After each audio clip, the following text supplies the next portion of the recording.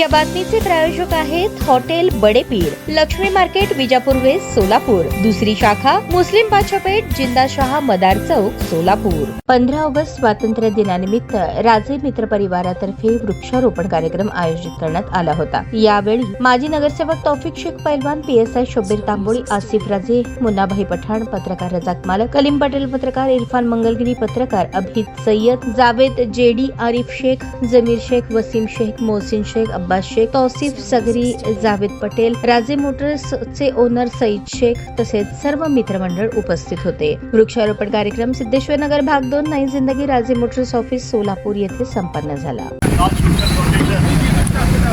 राजे मोटर्स, आसिफ राजे मित्र परिवार नई जिंदगी यांच्या वतीने स्वातंत्र्य दिनाचं औचित्य साधून वृक्षारोपणाचा कार्यक्रम या ठिकाणी आयोजित करण्यात आलेला आहे। आमच्या प्रभागातील सर्व नागरिक आज या ठिकाणी उपस्थित आहेत। 15 ऑगस्ट देशाचा स्वातंत्र्य दिन, या दिवशी आपल्या देशाला स्वातंत्र्य मिळालं। इंग्रजाच्या गुलामगिरीतून आपण मुक्त झालो, तो दिवस म्हणजे स्वातंत्र्य दिवस। आज खरं म्हणजे हा दिवस आपण एखाद्या ईद किंवा दिवाळी जसं करतो तसं म्हणायला पाहिजे।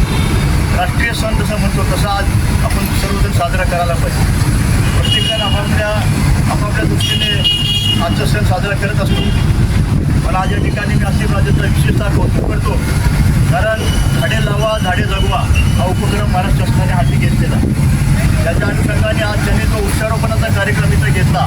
बरोबर याचं कौतुक करायला पाहिजे यांच्या मित्र परिवाराचं, सोशल ग्रुप फाउंडेशनचं। आणि आज या कार्यक्रमाला आवर्जून उपस्थित राहिलेले आमचे सहकारी मित्र, कॉलेजचे मित्र शबीरभाई तांबोळी यांची नुकतीच PSI निवड झाली, असे आमचे सहकारी मित्र आणि ताज फाउंडेशनचे अध्यक्ष पैलवान तौफिक शेख। आज थोडंसं बोलतो की हे दोघं कॉलेज मित्र होते, मी पण होतो संगमेश्वर कॉलेजला, तर त्यावेळेस हॉकी आणि फुटबॉल खेळायला भाई येत होते।